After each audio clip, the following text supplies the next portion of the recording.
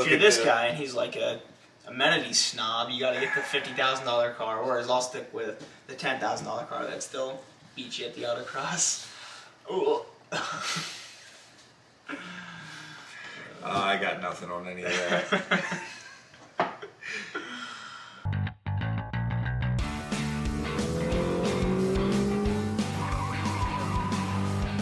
So what we were talking about was in the 30,000 range, what kind of cars you could buy. So it's kind of like, if you look at all the Japanese sports cars, there's kind of like two price categories. There's like in the mid to high 25 range, and then there's 30,000 and up. And then there's like a big jump to things like the GTR and the NSX. But at those, in those kind of price categories, you got a pretty general class. So like if you look at, let's just call it the 30 to 40,000 range, because from 40 to 50, it's some other cars too, right? So in the $30,000 range, you basically have the STI, the GR Supra, and the Civic Type R. Out of those three cars, which one would you pick? Based off of performance that I've seen and heard about in videos and such, okay, so it kind of kills me. Like, I love the new Type R, and I hear it performs great, but it comes down to like being front-wheel drive. Right.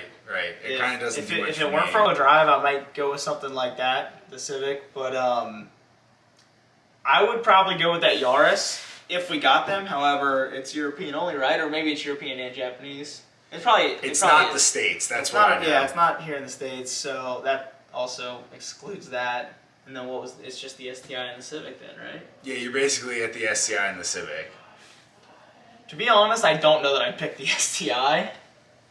Me neither. Not after what I've heard about. One of our buddies has a WRX, and the way he talks about that makes me very... Just some of like the drivability characteristics of it. Whether like it's the way that the throttle modulates, the clutch feels, just new car things. And that might be the same with the new Civic Type R for all we know. If I had to guess, I'm just coming off test driving several brand new Civic SIs, and the way the WRX was described to me, I haven't driven our buddy's WRX, but the way it's been described to me, I would describe the Civic to other people. So like, it might just be the way new cars feel. Totally, and it probably is, but to say that the Type R, because I feel like the Type R is in a league in and of itself compared to like the Civic Si.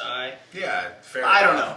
Let's just assume that if the Civic Si or Civic Type R doesn't have those, those characteristics that people don't like, drivers don't like, I'd probably go with the Type R. And honestly, the reason I would not pick the W or the STI is not even because of those necessarily. It's more like I have heard other things. I do. I have like I have a stick with Subaru these days. I think that's fair, but I think that... I know, I shouldn't. Well, I think that outside of the fanboys online, which, dude, it's probably a great car. They totally are. The inherent handling characteristics of the STIs, I hear they're understeery. They have rear differential problems.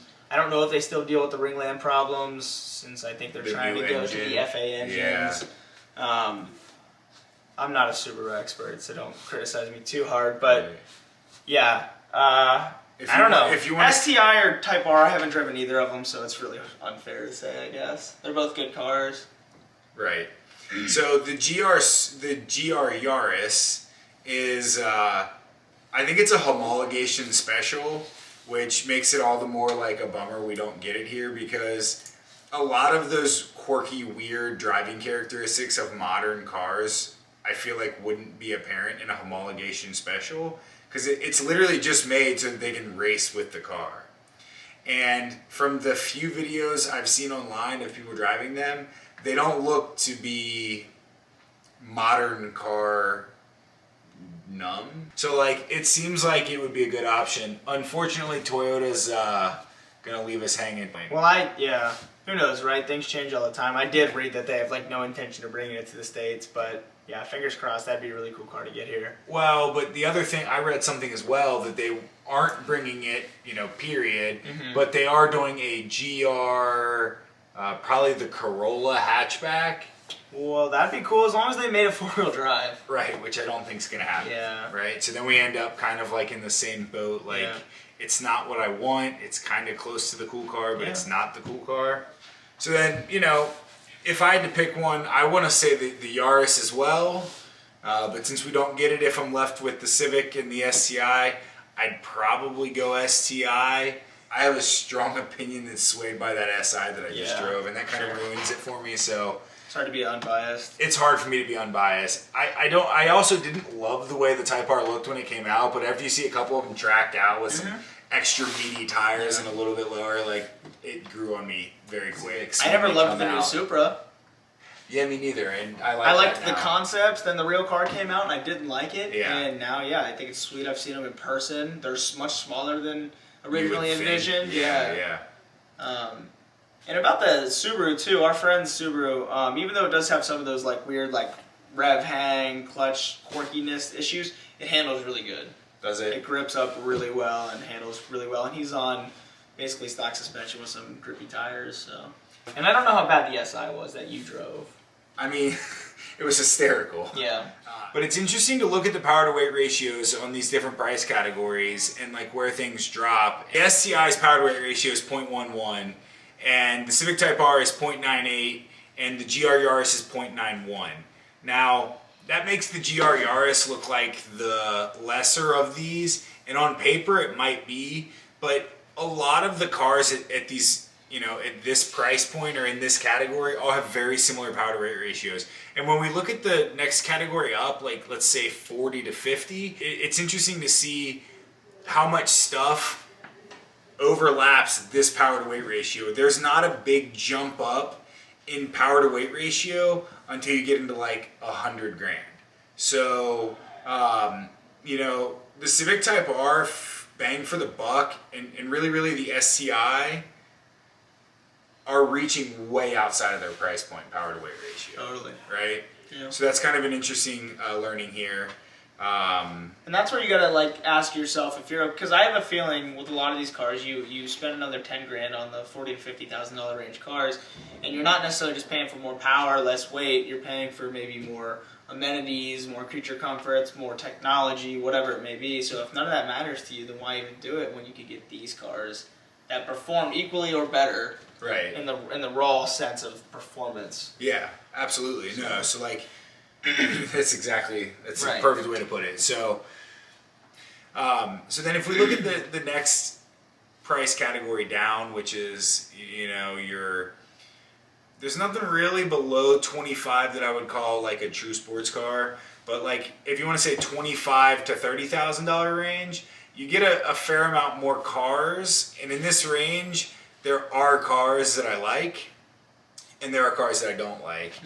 And What have you got in that range? so in that range, you get the Civic Si. I think you guys probably get the gist of how I feel about that one. Yeah. The WRX, again, I don't have any personal experience with that one, but again, there's already preconceived notions. The BRZ, the Miata, and then the 370Z is barely in this category. And that's probably the base model, which probably wouldn't be the one you want. But it's kind of in this category at And I know this is new 30,090. cars, but you could get a model Right. year prior. Yeah, and that's another point. Like all these cars get super cheap relative to their original prices, so like that's a whole nother video in and of itself. But Especially the like BRZ FRSs and 370s, since they've been around for a little while, you can get older models pretty cheap now. yeah, We're kind of way off topic here, but yeah. Yeah, so like I'm gonna cut a lot of this out. That's but fine. We had just a little debate about some autocross competitiveness between the two of us, and you brought up at the end that that's a good indication. It's good along the lines of what we're talking about here. So Yeah. you look at the power to weight ratio, and it kind of probably just could be simply put like Yeah. slow car fun. Yeah.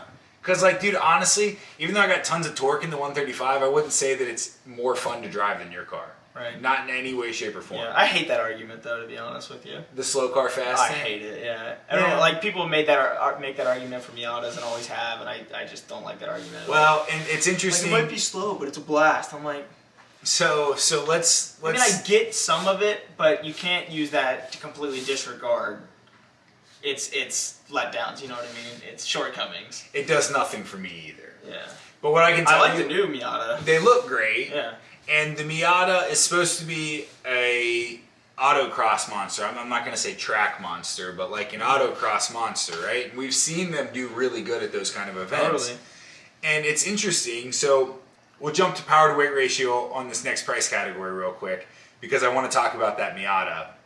So we basically have like 5 cars here. Power to weight ratios pretty well correlate with cost. The Civic Si is 0.07, 0.071. The FRS GT86 triplets is 0.72.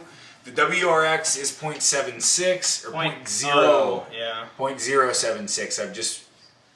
All these have a 0 before them. And the Miata is 0.075. 370Z is 0.1.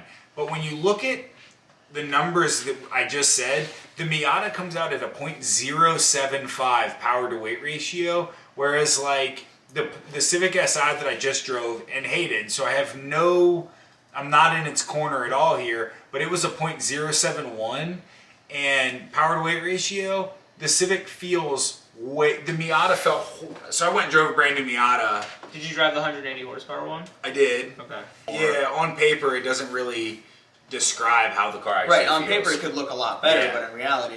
Yeah, I mean, the Miata is like, honestly, like I went and test drove one. I love the way the new Miata looks, but I couldn't buy it. I mean, unless I had like an LS sitting in my garage with all the stuff ready to go in it, because it just doesn't feel good. That's a car I'd like to drive. An LS anything? Well, that. No, I just mean a new Miata. I haven't driven one. Oh. Yeah. Yeah, it was cool. It's just so underpowered. It absolutely. Did you drive the RF? No, Or was it a I soft did top? not. I got the soft. I was a soft Good. top one. I like the way the RF looks though, but again, you got to have gobs of power for. Yeah. I like the soft top more anyway, personally. Yeah. So at this price point, I mean, you basically have these 5 cars. The 370Z, I think, is in a league all of its own in this category. It's barely at this price point. But if you kind of look at the 4 cars that are like well into this price point, I would definitely take the GT86 FRS BRZ. 205 rear wheel horsepower, 2,800 pounds, and a lot of fun to drive. Good driver feel.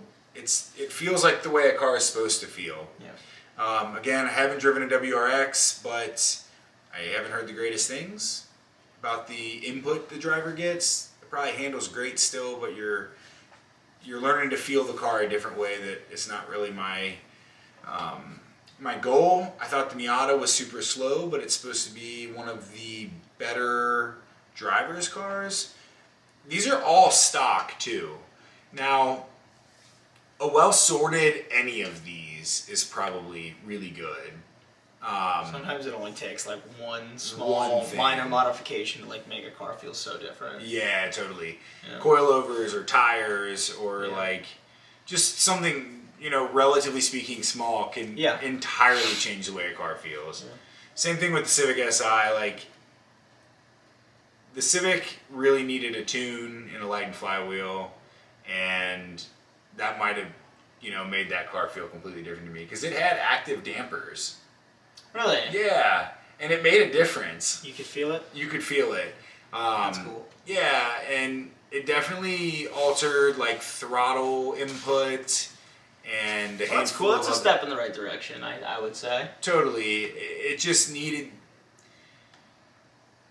a couple things, and that might have been something that I really liked. Totally. But I definitely, I think I'd go with the BRZ here. Mm-hmm. Do you have a thought on the category? Yeah. Well, I haven't driven the SI or the Miata, but I have driven the WRX, the BRZ, and the 370. All of them are really good cars. If we're putting the 370 in that category, that's probably what I would take. But then again, I wouldn't want the base because the base is open diff. So Yeah. let's just kick the 370 out for me. Yeah, because the one you want's not in this category. Yeah, like our friend had one, and his was really fun to drive. It's all the right things done to that. Oh, it was great. Yeah. The only problem is it was built off the base. Right, So it it had the open diff, differential. and every once in a while that got annoying. But that's a lot easier to fix than say on like the 135 or something like that. Yeah, on the 370, that's a pretty straightforward $1,000 and Probably a few hours or of time. even less maybe if you could find one used or something. I don't know, but okay. Well, yeah, you could probably buy OE, you know. Yeah, viscous. Yeah, Yes, out that's what it of comes literally with. any of them. Yeah, any of them but the base. Yeah. But no, yeah, so the BRZ and WRX, both really good cars. I'd probably do the BRZ for me because it does have that more like classic Japanese car feel. And it does that really well. It does. It's a modern car that feels old school, and that's what I love about it. Yeah. Me too. Yeah. But again, like WRX, if you could just alleviate some of that like clutch and throttle pedal feel, and that could probably all be done with tuning, to be honest. The four-wheel drive grip's intense, so that's cool. And then yeah, I mean they're all good cars. Yeah, I mean I think everything on the list is all stuff that would be fun to drive, and with the right amount of time put into any of it, it gets really good. Yeah. And then briefly, because I don't want this video to run too long, we've got, you know, the Japanese supercar category, and I thought again it was interesting to look at the power to weight, what you get cost wise, and how vastly different these cars are relative to their counterparts. So like the final edition GTR that we talked about early in the video is supposed to be going up to 710 all-wheel horsepower. That's pretty cool. Which is incredibly powerful. And that we both drove a GTR, and it was wet when we drove it too, so we didn't even get the full effect, but it's an experience for sure. But here's the thing. It was that classic, like, if you've seen, like, the first time Jeremy Clarkson drove a GTR, that's how it kind of felt for me. He's like, you know, he's acting like it's going to rip his face off and stuff. It's pretty cool, man. And, like, coming from us, probably most people who haven't driven cars like that, that was really good. Yeah. And, like, it did a really good job of disguising its weight. Because, like, Totally. I went into it with this Sigma. It's kind of a fat car, although I drive a car now that is equally as heavy, almost. Not quite. GTRs are fat. Yeah.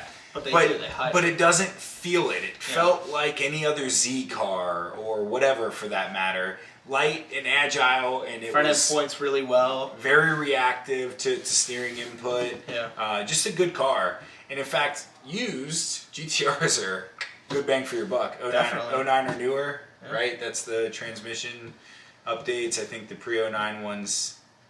I think there's a few years you want to avoid for different reasons, but look into it. But that's a great bang for the buck. Totally.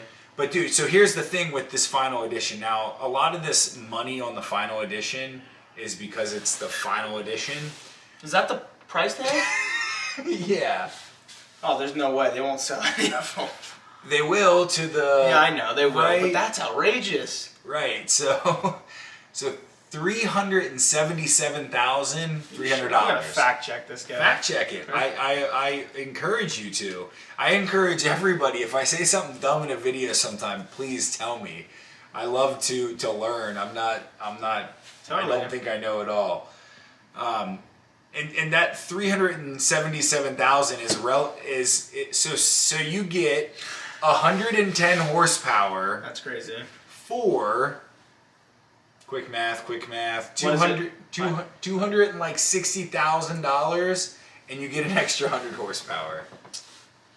$260,000. How can they? So that 120,000 roughly is like the standard price of a GTR right now. Yeah, I think 113. Okay. Yeah. Okay. This makes no sense to me. How can you go $250,000 more? You could buy 3 GTRs. Totally. You could have one that I don't know. This doesn't make sense to me. It's one of those things where, you know, some guy with a lot of money is going to buy it and it's going to sit in a garage. Hopefully he'll throw some pictures over. I think it looks kind of cool. It does. I'll try and throw some B-roll photographs in when we talk about each of these cars. Just some people might not have an image in their head when we talk about them, but yeah, dude, $265,000 price difference for 100 horsepower. It looks completely different. Completely, though. Well, not completely, but Yeah. it looks different. It does It's look a little got its own. If you're familiar with the Italia Design R50, which was like a one-off GTR with a custom kind of body, it's got a similar look to that, which is pretty standout. I think it looks great. So, you know, that's an interesting marketing strategy. I don't really know what Nissan was doing there. But there's only 2 cars in this Japanese supercar price point. The other one being the NSX, and the NSX starting price is $157,500, and it's only got 573 horsepower. Yeah. Its power to weight ratio, so it weighs basically 3,900 pounds. Its power to weight ratio is 1.48, whereas like the base GTR, the standard GTR, ranges from 0.14 to 0.15, depending on like probably Nismo edition. 0.148 for the NSX, by the way. You said 1.48. Yeah, would be that would be nuts. I think he did though. I don't know, it'd be nuts, but that's 1-to-1. That's more than 1-to-1. Well, yeah, but that's crazy. That's 1.5 to 1. Yeah, that's some crazy territory there. So at this price point, I mean, I think there's only one clear option here. I've driven a GTR, not driven an NSX. I hear really good things about the NSX. I don't know that the, $40,000 price difference there. Again, new cars is worth it. Yeah. So I would probably go with the GTR. Yeah. The normal GTR. Right. And I don't think that 113. I'm gonna fact check myself real quick because I thought the GTRs were a lot more expensive now. Well, that is a lot more expensive. I want to say they started at like 80. Yeah, it was there. It used to be 80, That's but what I'm saying. yeah. Like when they first came out. Right, which was a crazy bang for your buck. Right. So but yeah. they also only had like 450 horsepower. Oh, the Nismo. Yeah, dude, 210 for the Nismo though. That doesn't make any sense either. That one makes less sense almost because there's hardly any differences. I mean, yeah, like suspension, that's true. You get yeah. like a tune and exhaust. Okay, there are some differences, but I don't know about $100,000 worth of differences. No, not close in my opinion. But power gets more expensive the more power you have. Yeah. Right. So like, yeah, maybe it's justifiable on some level. Right. Not to me though. You can go buy a used GTR for 60-ish. Yeah. And that's the play there. And I got to be honest, as much of a Japanese car fanboy as I want to say I am, in the $100,000 price range, I'm not buying any of these cars. No, it just doesn't make sense. Yeah, I'm probably more into the AMG GT / Porsche range. And if you want to do the Jap route, you buy one of these cars for a lot cheaper, and then you dump a lot of money into it. Yes. That's when you make them top tier. Yeah, so you buy that used GTR for Right. $60K, and you can drop $30K into it, and then you've got an 800 horsepower all-wheel drive, absolutely insane monster that's Totally. just not even comparable to the German car that punches in around the same starting price. Right. Right? Yeah. So, just what route do you want to go? Anyway, guys, don't forget to like, comment, subscribe, and go check out this guy's channel as well, Dimly Lit Garage. Yeah, guys. I'm gonna try and start uploading videos as well, coming up here soon. So go check me out, and thanks for having me, bro. Thanks for putting it on. Later. See you guys.